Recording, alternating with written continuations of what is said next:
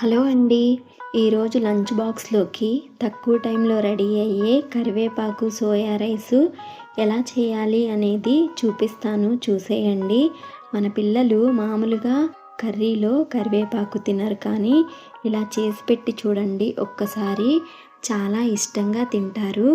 ఇంకా video start చేద్దాం. Welcome to my channel అచ్చ తెలుగు పిల్ల. ముందుగా ఒక బౌల్ తీసుకుని దాంట్లో కొన్ని మిల్ మేకర్ అనేది వేసుకోవాలండి. దాంట్లో వేడి నీళ్ళు పోసుకుని ఒక 30 మినిట్స్ పక్కన పెట్టుకోవాలండి. ఇప్పుడు ఒక కళాయి పెట్టుకుని దాంట్లో కొన్ని మెంతులు, ఒక 2 ఎండుమిర్చి, 4 మిరియాలు అనేది వేసుకోవాలండి. ఇప్పుడు దాంట్లోనే ఒక స్పూను ధనియాలు వేసుకుని ఒకసారి లో ఫ్లేమ్ మీద వేయించుకోవాలి. ఇప్పుడు దాంట్లోనే అర స్పూను జీలకర్ర అనేది వేసుకోవాలి.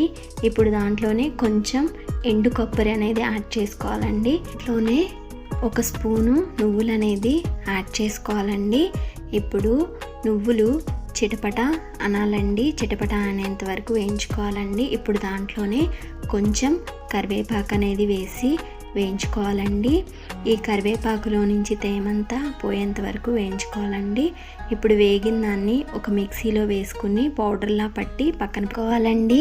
ఇప్పుడు ఒక కళాయి పెట్టుకుని దాంట్లో కొంచెం ఆయిల్ అనేది యాడ్ చేసుకోవాలి. ఆయిల్ హీట్ అయ్యాక కొన్ని ఆవాలు, కొంచెం పచ్చిశనగపప్పు, కొంచెం మినప్పప్పు, కొంచెం జీలకర్ర అనేది యాడ్ చేసుకోవాలండి. ఇవన్నీ కొంచెం ఫ్రై అయ్యాక ఒక 7-8 వెల్లుల్లి దంచి వేసుకోవాలండి. వెల్లుల్లి కూడా కొంచెం వేగాక దాంట్లో కొంచెం కరివేపాకు అనేది యాడ్ చేసుకోవాలండి. దాంట్లోనే ఒక పచ్చిమిరపకాయ సన్నగా చీల్చి వేసుకోవాలండి. ఇప్పుడు మనం నానబెట్టుకున్న మిల్ మేకర్ని మిక్సీలో వేసి కొంచెం బరగ్గా పట్టుకుని అదనేది ఈ తాలింపులో యాడ్ చేసుకోవాలండి.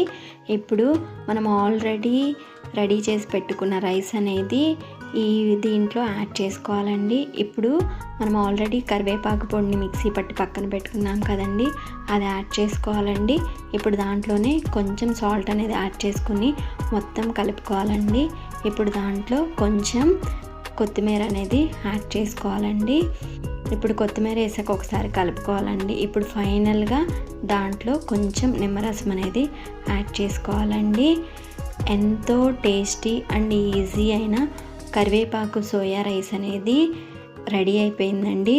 చాలా అంటే చాలా ఈజీ అండ్ హెల్త్ పరంగా కూడా చాలా మంచిదండి. ఈ రెసిపీ కానీ మీకు నచ్చితే నా ఛానల్ని లైక్ చేయండి, షేర్ చేయండి అండ్ సబ్స్క్రైబ్ చేయండి. అలానే నా ఛానల్ని సపోర్ట్ చేయండి. Thank you.